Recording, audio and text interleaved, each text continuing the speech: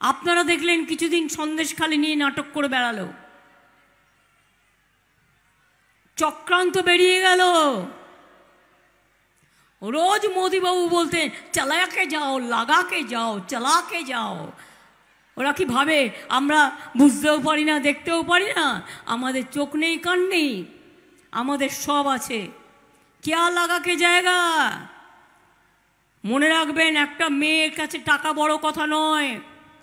আত্মসম্মান যদি মা বোনের বিচে চলে যায়, সে আত্মসম্মান কখনো ফিরে আসে না। এটা তো জঘন্য অপরাধ। যে সে জানে না তাকে দিয়ে কি লিখিয়ে নেওয়া হচ্ছে, যেটা আগেকার দিনে হতো।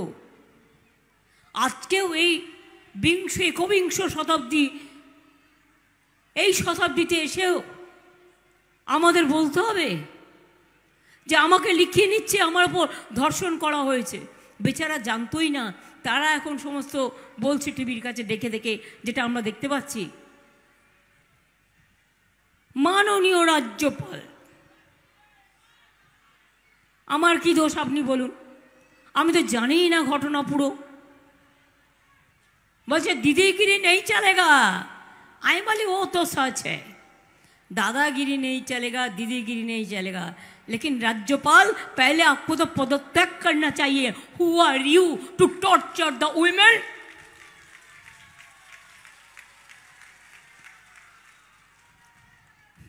কালকে নাকি প্রেসকে ডেকেছিল আপনাদের, এডিট করে কিছু ভিডিও দেখিয়েছে। পুরোটা দেখিয়েছে? পুরোটা দেখিয়েছে কি? আমি জিজ্ঞেস করছি প্রেসকে, আপনারা একটু খুলে ভালো করে খুঁজে খুঁজে দেখুন না।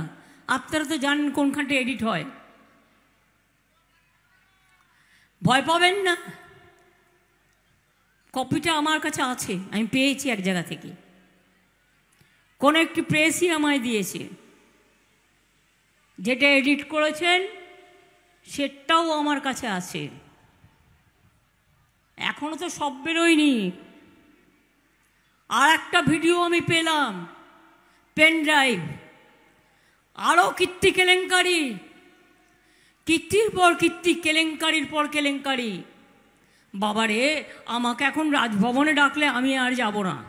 রাজভবনে আমি আর যাচ্ছি না ভাই। আমাকে রাস্তায় ডাকলে যাব। রাজ্যপালের কথা বলতে হলে আমাকে রাস্তায় ডাকবেন, আমি রাস্তায় গিয়ে দেখা করে আসব।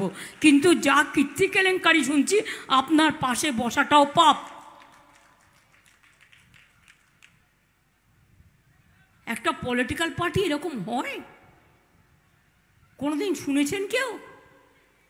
তার আবার সেই চোরের মায়ের আবার বড় বড় গলা, শূন্য কলসি, বড্ড বাজে বেশি। যারা চোর হয় না, চোরের মায়ের বড় বড় গলা হয়। পকেটমার জানেন তো? পকেটমারি করে করে নিজে বাঁচবার জন্য নিজেই আগে পকেটমার বলে চিৎকার করে, যাতে অন্য পকেটমার, যাতে নিজে পালিয়ে যেতে পারে।